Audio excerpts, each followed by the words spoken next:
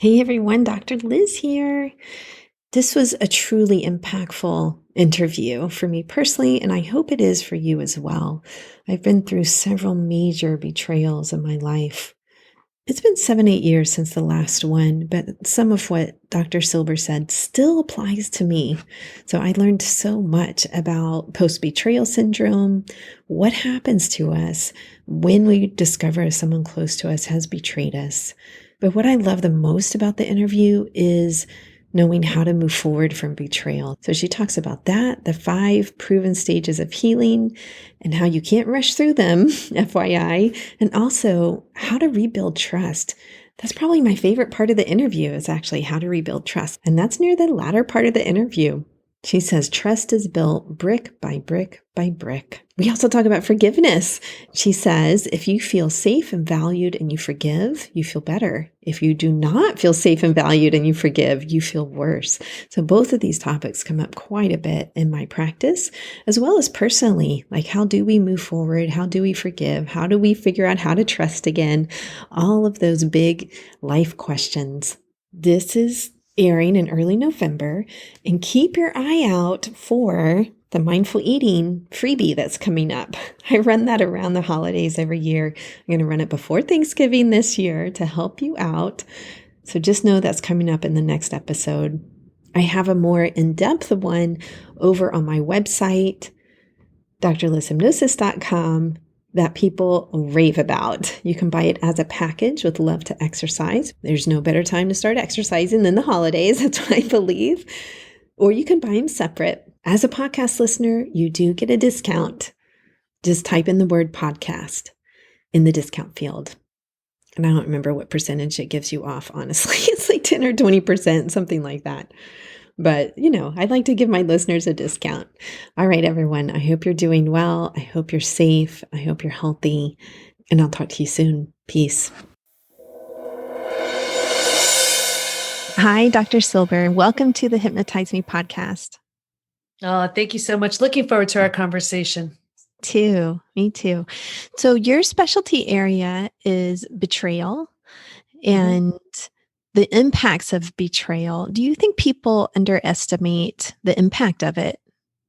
Absolutely. I see it so often where someone says, well, they just figure time will heal it. And I have the proof that's not the case. We actually have our post-betrayal syndrome quiz on our site to see to what extent people are struggling. We've had easily over 25,000 people take it.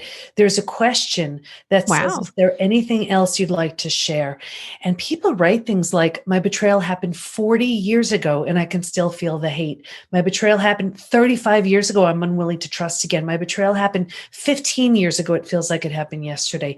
So we know that betrayal is a very different type of crisis. Yeah, absolutely. Wow. That's pretty impactful what they're writing. And you did your doctoral dissertation on it. Is that correct? I did. Well, and just to back up, I don't think anybody says, hey, I think I just want to study betrayal. It doesn't really work like that. So it's actually my 30th year in business, and I started in health and mindset and personal development. And as life would change, well, so would business. And then it was trauma. I had a horrible betrayal of my family. Thought I did the work I needed to do to heal. And then a couple of years later, it happened again. This time it was my husband. And anybody who's been through it, you're blindsided, you're devastated. So I looked at the two experiences. Well, I got him out of the house, looked at the two experiences and said, well, what's similar to these two besides me? And I realized, boundaries were always getting crossed. I never took my own needs seriously. So here I was, 4 kids, 6 dogs, a thriving business. And I said, something's got to change. And that was when I decided I'm going back for a PhD. And I had no idea how I was going to pay for it, manage the time, anything. But it was in transpersonal psychology, the psychology of transformation and human potential. I was changing so much, I didn't quite understand it. He was too on his own, wasn't ready to look at that.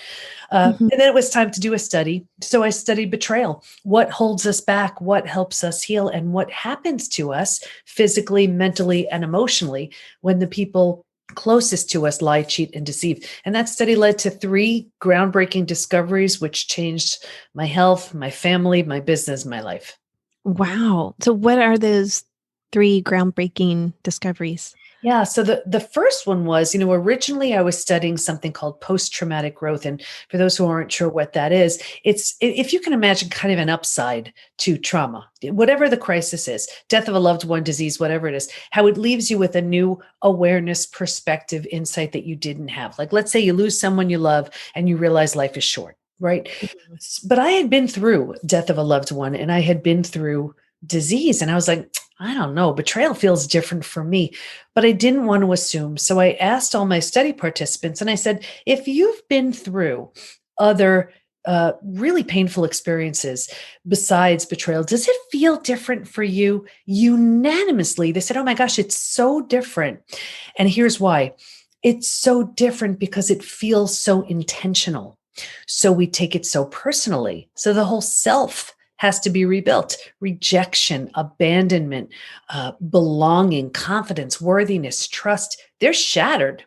So post traumatic growth didn't quite feel like a fit. So if I were to give you an equation, it would be post traumatic growth plus rebuilding the self equals a new term I coined, which is now called post betrayal transformation. That's the complete and total healing after your experience and the rebuilding of yourself after an experience with betrayal. So that was the first discovery. So that is fascinating. I have been through some significant betrayals, and I agree with that. My personal experience was that it was like I had to rewrite all kinds of memories about my life, myself, everything, versus something bad that happened to me. I didn't feel like I had to do that. I didn't have to rewrite history.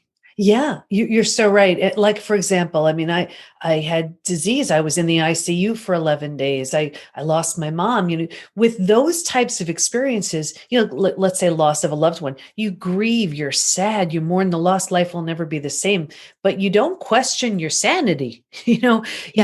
You don't have to completely and totally rebuild the self. So it's a very different experience. It's certainly not to compare what's better, what's worse. They all stink, but Yes. it's just that it's different. So that was the first discovery. Want me to move on to the next one? Absolutely. Sure.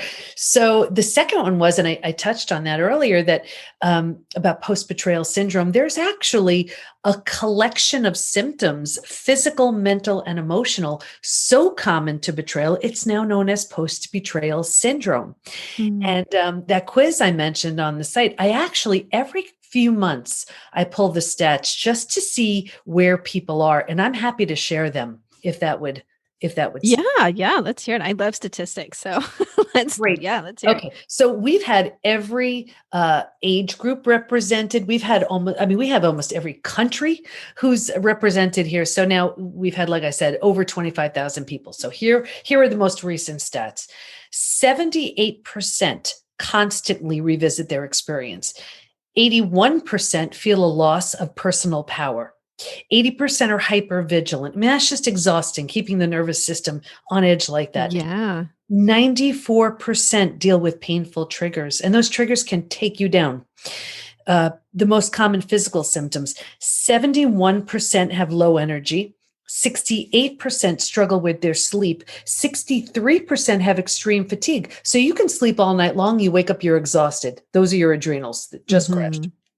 Mhm. 47% have weight changes. So in the beginning, maybe you can't hold food down. Later on, you're using food for comfort. 45% have digestive issues. This can be anything from Crohn's, IBS, diverticulitis, diverticulosis, diarrhea, constipation, you name it. And it's so interesting when you think about the gut, the second brain, think about what it does. It digests, absorbs, and processes food. Well, isn't a betrayal difficult to digest, absorb, and process? Absolutely. Yeah, I would say food and emotions. Of course, and you wonder why the gut's off. So the most common mental symptoms, 78% are overwhelmed, 70% are walking around in a state of disbelief, 68% are unable to focus, 64% are in shock, and 62% are unable to concentrate. Mm. Yeah. So imagine you can't concentrate. You have a gut issue. You're exhausted. And here you're supposed to work and raise your kids and everything else you have going on. And that's not even the emotional symptoms. When you're measuring this, like, are Mhm. you measuring time from discovery, let's say discovery of time from betrayal, because I certainly relate to these symptoms, and in my practice, absolutely betrayal is a regular topic, unfortunately. Yeah. And I have found, though, over time, a lot of these symptoms do decrease. So you begin to regulate again. So are you measuring that? You can, but and I'll get to the third discovery, and you will see exactly where and why people get stuck. The timing has less to do with healing. It's really more the willingness. I mean, we see this so often, and I can even share the three groups who didn't heal. So I'll just finish with these stats, and I'm happy to go into that. Great. I'm so excited. Oh, yeah. So these are the most common emotional symptoms: 88% extreme sadness, 83% anger, 82% feel hurt, 80% have anxiety, 79% are stressed. Here's why I wrote the book Trust Again. 84% have an inability to trust. 67% are preventing themselves from forming deep relationships because they're afraid of being hurt again. 82% find it hard to move forward, and 90% want to move forward, but they don't know how. Staggering. Wow. Yeah. Yeah. So to answer your question, there were actually three groups in this study who did not heal. And I assumed, you're not supposed to assume anything as a researcher. I was new at this. And I assumed that the people who were the hardest hit would grow the least because, it healed the slowest because they had the most to overcome. And that had nothing to do with it at all. It was really the ones who just put their heads down and said, that's it. I am just not looking up until I am out the other side. They blew the doors off of these three groups. And I'll share them here. So if anybody is doing this, know that it's preventing you from your healing. So the first group was the group, they just weren't, they were just refusing to accept their betrayal. They just weren't having it. They just, they had their story, they were sticking with it. And when I go over the final discovery, you'll see exactly where I'm talking about that. Okay. Do you mean like they're not accepting reality? Yeah. Okay, because I talk a lot on the podcast about radical acceptance as a way to heal and move forward. So they're not in radical acceptance, that group. Not at all. Okay. Not at all. They are clinging to dear life, to their story, and all it brings them. Okay. Yeah. And that manifests, I'm trying to give a picture to the listeners, like asking why, disbelief, feeling like if I did this or if I did that, maybe this wouldn't have happened, like all of those types of questions. Yeah. Those questions that just truly keep them stuck. It's one thing, we need to make sense and then meaning out of our experience. And there's a certain amount of questioning that we absolutely need to do. Yes. But it's when the questions, you come out of it no better than you did the last million times, that's when it's destructive. Yes. Okay. Yeah. So that was the first group. The second group was the group they were numbing, avoiding, distracting. So let's say they ran to the doctor who put them on mood stabilizers and anti-anxiety medications, or they numbed in front of the TV, or they emotionally ate, or they started drinking, anything to, numb themselves from this terrible pain. And it may have made the day a bit easier to get through, but not without a price. They didn't heal nearly as effectively as the ones who just, well, as we say within the PBT Institute, face it, feel it, heal it, So they healed much faster when they took it on instead of numbing from it. The third group was the group, this is the group where the betrayer had very little consequences. So whether this was for religious reasons, that was a big one. Financial fear, that was a big one. Not wanting to break up the family, fear of the unknown. The betrayed did everything they could just to put it behind them and look the other way and act like it didn't happen or whatever it was. I only saw two things with this group. This group, I saw a further deterioration of the relationship. And this was also the group that was the most physically sick.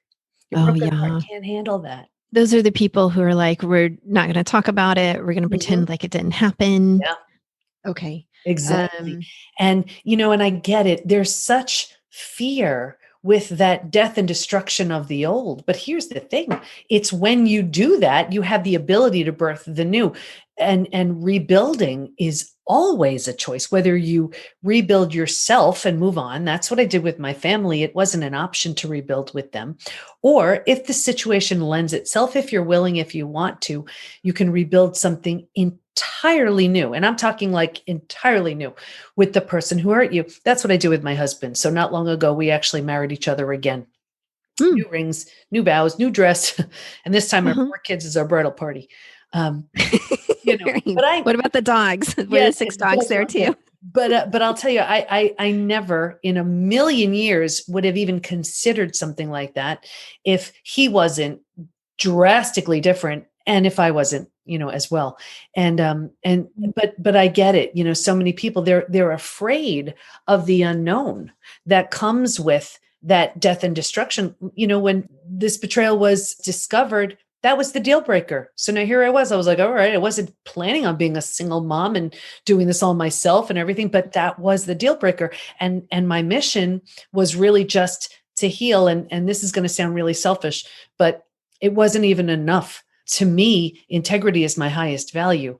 So you can imagine something like betrayal, like there's not a cell of me that's okay with something like that. So it wasn't even enough to heal. I said, if I can heal from this, I'm taking everybody with me. Like that's it, and that was my only mission. On his own, he had the same, Okay. So, because I was going to say, like, the partner has to agree to that mission. Yeah. They have to join you in some aspect in that mission. And here's the thing, they don't have to do anything. And what we teach people within the PBT Institute is our intention is to get the betrayed person to their physical, mental, emotional best, to their highest self. And from that place, they see things clearly.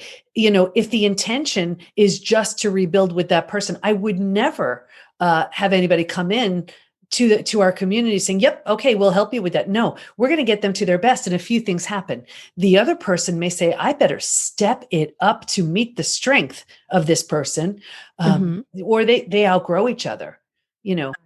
Okay. Got it. Got it. And because we never know, forgiveness, of course, is always about us. Reconciliation has everything to do with the other person, because if this wasn't the biggest wake up call of their life, there's really nothing to work with here. And I think in my husband's case, he was actually the one who told our kids. So if anything is going to have you wake up and realize what's important, it's realizing, you just lost everything that mattered to you. Yeah. Yeah, absolutely. Yeah. So it comes from that place of, all right, rebuilding the self into a self that feels and is better, more emotionally connected, more like whatever people's goals vary. But you're saying it's not going back to that same person that you were. I mean, really, I think that's impossible when you talk about betrayal. It really to go back is. to that person. Yeah. Yeah. And it really lends itself to creating an entirely new identity. You leave behind everything that no longer serves, and you create this new version of you who is so healed, so healthy, so strong, so empowered that never would have shown up had that not happened. I give this, I use this analogy, and I talk about it I did 2 TEDx talks. In the second one, do you have post-betrayal syndrome? And I use this analogy of a house, and it's so clear in this analogy. Like here's the difference between resilience and transformation. So resilience is restoring, bringing back, and you need that for your everyday. Trauma and transformation is a whole different thing. So using that analogy of the house, let's say the house needs a new, boiler, and you get a boiler. That would be resilience. You're restoring it. Or it needs a new paint job, and you paint. That's resilience. You're bringing it back to its original condition. Trauma and transformation, whole different thing. Imagine a tornado levels the house. Right? Like a new boiler's not fixing it, new paint job's not fixing it. But here's the thing, you have every right to stand there at the lot where your house once stood and say, oh my gosh, this is the most tragic thing that's ever happened. And you'd be right. And you can call over everybody you know and say, isn't this the worst thing you've ever seen? They'd all agree. And you can kick and scream and cry and yell until your last breath. However, if you choose to rebuild the house, why would you build the same one? There's nothing there, right? Yeah. Why not give it everything the old house didn't have? Why not make it better and more beautiful? That's the opportunity. But what I see people do is they just want to keep patching it up and patching it up and patching it up. Yeah. That house has been leveled. Yes. Yeah. Yeah. Okay. So the people who heal the fastest, you're saying, who move through this feeling like they're really transformed, are the people who say, no, I'm going to build a beautiful house, a house I always wanted. Exactly. And like I said, we don't know if that's with that person who hurt you, if at the very least you build a version of you that would blow your mind, that is just this rock solid version. That's what's waiting for you. That's the opportunity. But you really can't access that if you're, in that third group who's just ignoring, what your broken heart is feeling. And all that Well, goes with it occurs to me it's like the first and the third group are actually pretty related, because I see, like, often when people want to hide it, I see this in my practice sometimes. They don't want to tell anybody what happened. They don't want to tell even their closest friends or family. Then that is a form, to me, and I would love to hear your thoughts on this, of refusing to accept the betrayal. Yeah, even I'll take one step further. That's self-betrayal. Yeah. Yeah. Because they Yeah. can't even then talk about what's going on with them, with their closest loved ones. And I get how painful it is. I mean, I didn't speak about it for a really long time, and my health took a nosedive. It was terrifying. And it's really common for the person who's been betrayed to protect the betrayer at their own expense. This person is greatly loved, and they don't want to shake things up, and they don't want to cause all this chaos. But meanwhile, they don't look at it like the betrayer caused the chaos. And now here the betrayed is trying to prevent further chaos. You know what it's like? It's like, I'll give you another analogy. I'm big on analogies. I look at it like a brick wall. Trust is shattered in betrayal. And I look at trust as the only way I know of a brick wall to be built is brick by brick by brick, right? Like every opportunity that person has to show that they're trustworthy is like one brick in the wall. And then in one earth-shattering moment, they tear the whole wall down.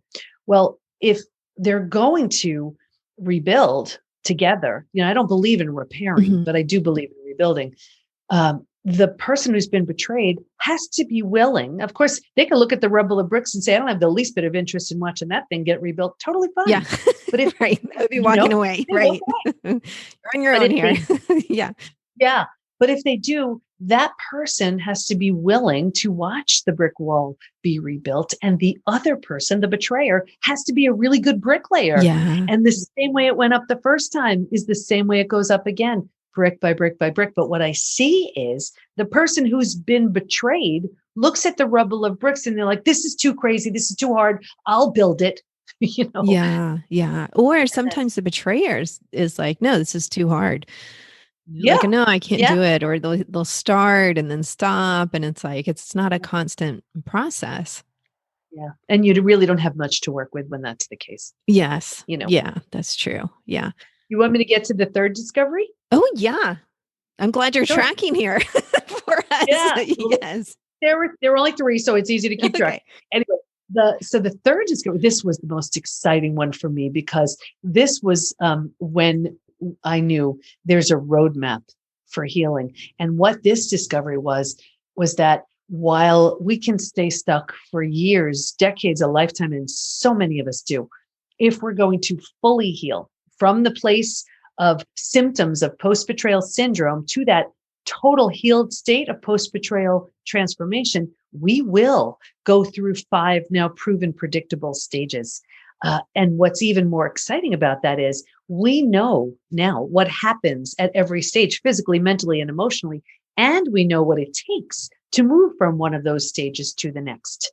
So, why is that good? Because healing's predictable. If someone is willing to do what it takes to move from one stage to the next, they will predictably heal. Fantastic. That's a fantastic discovery. So can you tell us about the 5 stages? Or are they top secret? Sure. Yeah? Great. No, okay. Yeah, so it's what we teach in the Institute. It's what all of our coaches are certified in. It's what I share in Trust Again. And let me give them to you here. Okay. So a distilled version. So stage 1 was like a setup stage. And I saw this with every single study participant, me too. If you can imagine 4 legs of a table, the 4 legs being physical, mental, emotional, and spiritual. What I saw with everybody was this real heavy lean on the physical and the mental, and kind of ignoring and neglecting the emotional and the spiritual. Mm-hmm. So it looked, what does that look like? Looks like we're really good at thinking and doing, being in our head, and neglecting the feeling and being in our heart. It's not to say that if you're just busy thinking and doing, you will be betrayed. It's just that's what I saw. Okay. Stage 2, by far the scariest of all of the stages. And this is the shock. This is D-Day, Discovery Day. This is like where the person takes the mask off and shows you who they've been the whole time. Mm-hmm. And this is the breakdown of the body, the mind, and the worldview. So right here, you've ignited the stress response. You're headed for every single stress-related symptom, illness, condition, disease. Your mind is in a complete and total case of a state of chaos and overwhelm. Mm-hmm. This makes no sense. You just can't even understand the information you just learned. Mm-hmm. And your worldview is totally shattered. Your worldview is your mental model. These are the rules that, how life works. Don't go there. Trust this person, and in a moment, every rule you've ever had is no longer. Yeah. And a new set of rules hasn't been birthed yet. So the bottom truly is bottomed out on you. It's terrifying. Yeah, like a shattering, like your world is shattered. Absolutely. Complete and total shattering. Okay. But think about it. If the bottom were to bottom out, what would you do? You'd grab hold of anything and everything to stay safe and stay alive. And that's stage 3. Survival instincts emerge.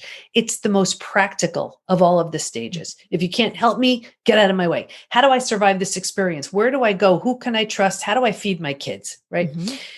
But here's the trap. This is the stage we get stuck in. Most of us get stuck in. And here's why. Once you've figured out how to survive your experience, you're like, okay, all right, we got this. And because it feels so much better than the shock and trauma of where you just came from, you think it's good.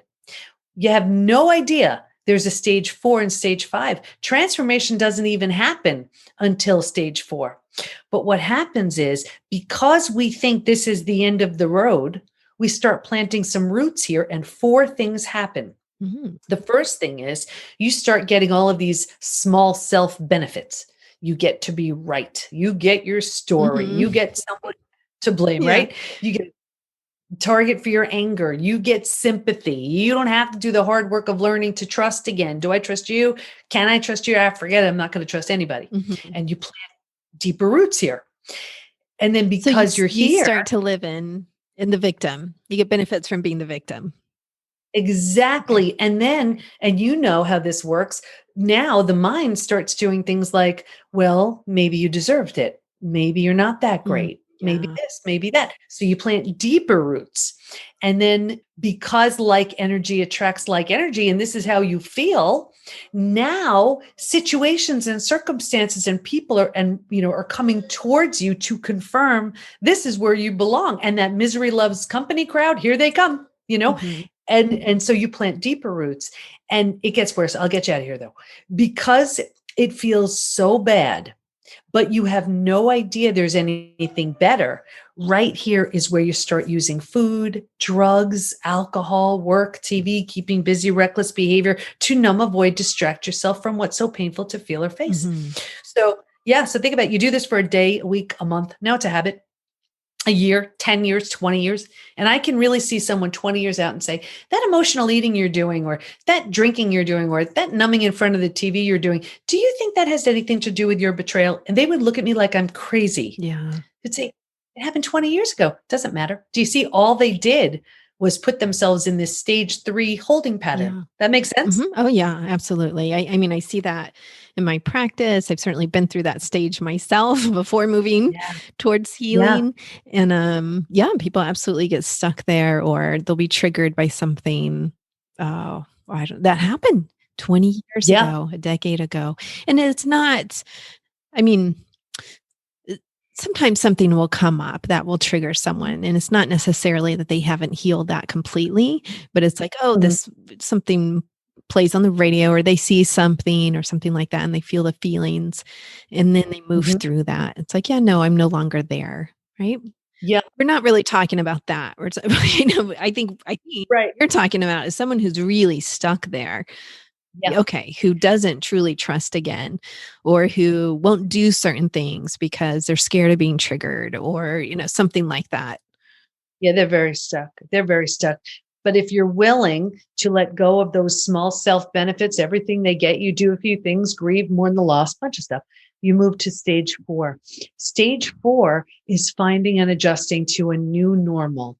Here's where you acknowledge I cannot undo my experience, but I can control what I do with it. And I always use this example of if you've ever moved to a new house, office, condo, apartment, whatever, your stuff's not all there. It's not quite cozy yet, but it's going to be okay. Mhm. And when you're in this mental space, you start turning down the stress response. You're not healing just yet, but at least you stopped the massive damage you were creating in stages 2 and stage 3. What's interesting about stage 4 also is if you were to move, you don't take everything with you. You don't take the things that don't represent who you want to be in this new mental space, who in this space. And what I saw so clearly with everybody was if your friends weren't there for you, right here is where you've outgrown them. You don't take them with you. Wow. Wow. Yeah. And it's like that misery loves company crowd. If you got, a whole bunch of friends during that time and that's who they were, you don't take them with you. You've just outgrown them. When you're in this space and you're making it cozy, you're making it home, you move into the 5th most beautiful stage. And this is healing, rebirth, and a new world of you. The body starts to heal. Self-love, self-care, eating well, exercise. You didn't have the bandwidth for that earlier. Now you do. Your mind is healing. You're making new rules. You're making new boundaries based on what you see so clearly now. Mhm. And you have a new worldview based on the road you just traveled. And the 4 legs of the table, in the beginning, it was just all about the physical and the mental. By this point, we're solidly grounded because we're focused on the emotional and the spiritual too. Those are the 5 stages. Wow. Wow. Fascinating. I really love how you laid that out. And I'm imagining the book goes into it more in Mhm. depth. Or obviously, if someone were to go through your program at the Post Betrayal Institute, that you would Uh-huh. really get into this. Absolutely. Yeah. I mean, we have a signature program that literally just walks them through that they could do 24/7 on their own. Like I said, our coaches and they're all certified in the 5 stages, plus bringing in 10, 20, 30 plus years of their own expertise in trauma, chronic pain, narcissism, reconciliation, addiction. Wow. Um, Interesting. oh, Very interesting. yeah. So, where does forgiveness fit into this? Forgiveness, and we've always heard it's all about us, right? It releases the power the pain has on us. What I've found though is when we forgive too early, it backfires every time. Hmm. And it's when we forgive for the wrong reasons, when we forgive just because it's like, all right, this is too painful, this is just too awkward, fine, I forgive you. It just doesn't Yeah, it's work. not authentic. It's not genuine. It's the band aid, but it's like a festering wound under there. Exactly. For so many people, they really struggle with it, and I Yeah. always encourage move towards acceptance before forgiveness. Hmm. It's just a bit easier, to take. And it's interesting. I remember reading a study when I was doing my study. One of the studies was it said, if you feel safe and valued and you forgive, you feel better. If you do not feel safe and valued and you forgive, you feel worse. And in trust, again, I talk about upping it a little bit and changing the word forgiveness, because forgiveness, I believe we should do anyway for our own sake, to changing the word forgiveness to reconcile. And then it would sound like this. If you feel safe and valued and you reconcile, you feel Hmm. better. If you do not feel safe and valued and you reconcile, you feel worse. And I found that to be the case every single time. Wow. I love that. I mean, I think there's so much wisdom in that phrase, like safe and valued. Yeah. I mean, absolutely that needs to be present in a relationship to heal moving forward. If let's say you're going to stay with the betrayer. But what popped in Mhm. my mind too is safe and valued and developing that for yourself, right? Like how Mhm. do you develop safety and value of yourself? Like how is that? Yeah. I mean, really it's related to your own integrity. What do I accept? What do I not? What is okay with me? What is not? And how do I form that to feel safe and valued, regardless of what anyone else thinks of Yeah. me or feels about me? That's it. And that's why, when I was talking about moving from stage 3 to stage 4, how very often you outgrow people, because when you start changing the rules, where the old version of you, boundaries can get crossed, you didn't take your own needs seriously, whatever it was. And now all of a sudden you do, it shakes up people around you. They're like, wait a second. I kind of liked you better when I could boss you around, where I knew, Yeah. I could get away with things.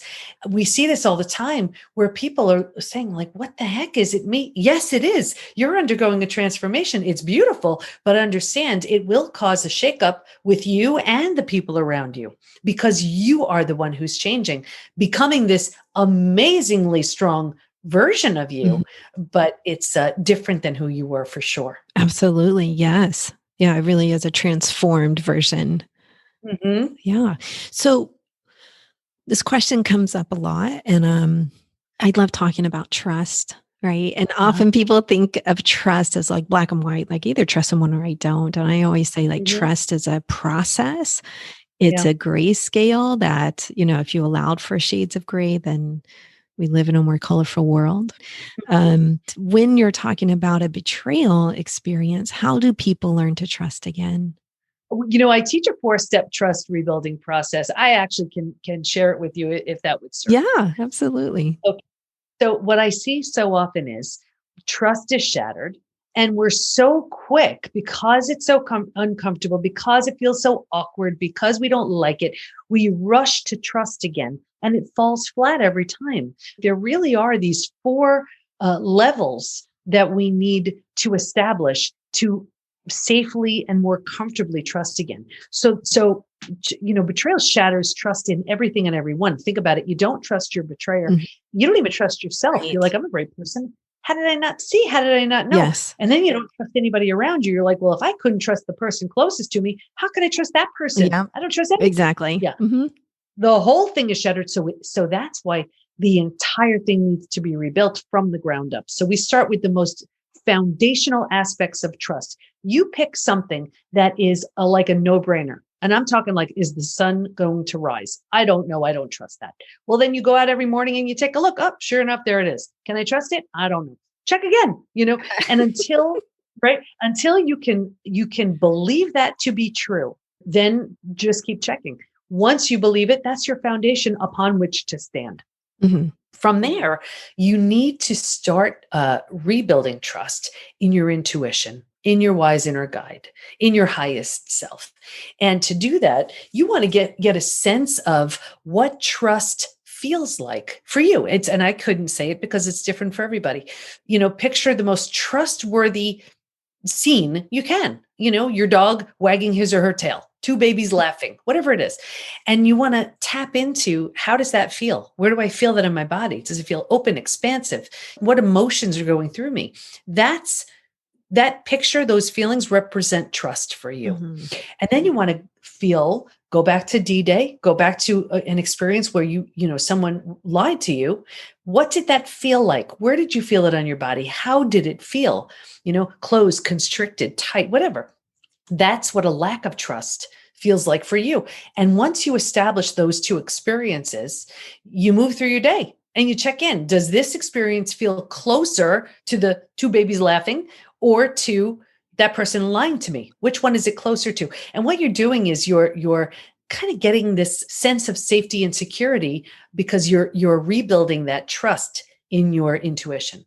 I love it. I love it. I'm like on edge here for the 4th. Yeah. So the third, we'll get to the third. So the third is, sorry.